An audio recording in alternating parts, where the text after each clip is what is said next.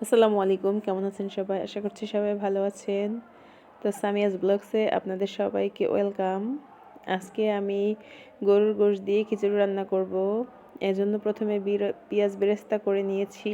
এর ভিতরে আমি জিরা বাটা, রসুন বাটা, আদা বাটা এগুলো দিয়ে কষিয়ে নেব। বেশ কিছুক্ষণ ধরে কষানোর পরে আমি এর মধ্যেই গরম মশলা দিয়ে দেব।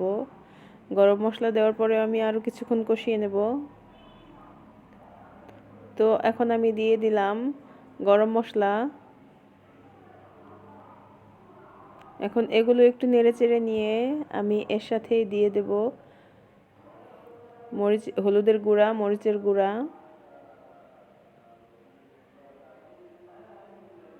তো এগুলো আমি কিছুক্ষণ কষিয়ে নেব।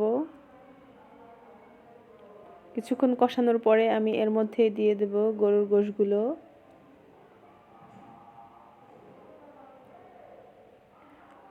এগুলো আমি কিছুক্ষণ কষিয়ে নেব।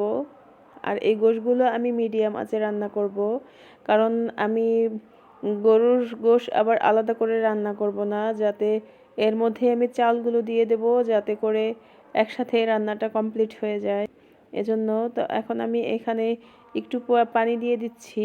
এগুলো পানি দিয়ে কিছুক্ষণ ঢাকনা দিয়ে ঢেকে কষাবো। তো এর সাথে আমি লবণ দিয়ে দিচ্ছি, লবণ দেওয়া বাকি ছিল। তো এখন আমি ঢাকনা দিয়ে মিডিয়াম আঁচে বেশ কিছুক্ষণ ধরে কষাবো। মাঝে কয়েকবার নেড়ে চেড়ে দিয়েছি। তো এখন আমার কষানো হয়ে গেছে। আর অল্প সময় কষানোর পরে আমি এর মধ্যে চাউলগুলো দেব। তো এর মাঝেই আমি দিয়েছি কাঁচামরিচ। আর চাউলের সাথে আমি দিয়েছি 2 প্রকারের ডাল, মসুর ডাল আর মুগ ডাল। তো এগুলো আমি এই গোশের মধ্যে দিয়ে কিছুক্ষণ ভেজে নেব।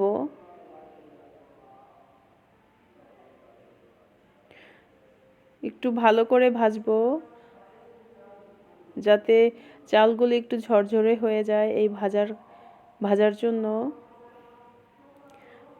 তো এগুলো আমি আস্তে জালে ভাজবো, নাহলে নিচে লেগে যাবে। এজন্য বেশি জোরে জাল করতেছি না। তো এভাবে নেড়ে চেড়ে ভেজে নিচ্ছি বেশ কিছুক্ষণ সময় নিয়ে।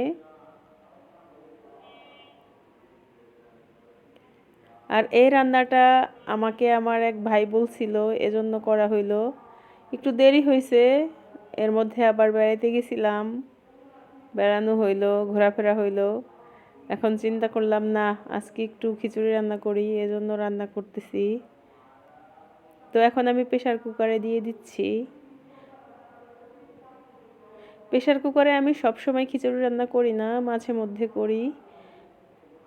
যখন দেখি সময় এর সাথে আমি পেরে উঠতেছি না, তখন একটু প্রেসার কুকারে দেওয়ার চেষ্টা করি। তো এখন আমি এর মধ্যে দিয়েছি গরম পানি। গরম পানি দিয়ে আমি একটু নেড়ে চেড়ে নিয়ে ঢাকনা দিয়ে ঢেকে রান্না করে নিলেই হয়ে যাবে আমার গরুর মাংসের খিচুড়ি। তো হয়ে গেছে আমার গরুর মাংসের খিচুড়ি। দেখেন কালারটা বেশ সুন্দর হয়েছে, আর খেতেও খুব মজা হয়েছে। তো এখন আমার ছোট বাবাটা খেয়ে বলবে কেমন হয়েছে। শুরু করো। বাবাটা কি খাচ্ছে? খিচুড়ি। মজা? হ্যাঁ। আচ্ছা, খাও।